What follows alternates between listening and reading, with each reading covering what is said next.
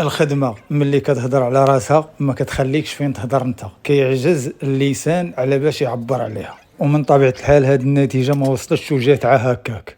راه كيكونوا بزاف ديال الامور كيمروا من وراء الكواليس اللي كيعرفهم غير الانسان اللي عاشهم، وفي القائمة ديال هاد الكواليس هو الجهد الاضطراري باش تكون النتيجة إيجابية، وبفضل الله في الأخير كنحصلوا على النتيجة اللي كترضينا وترضي مواليها.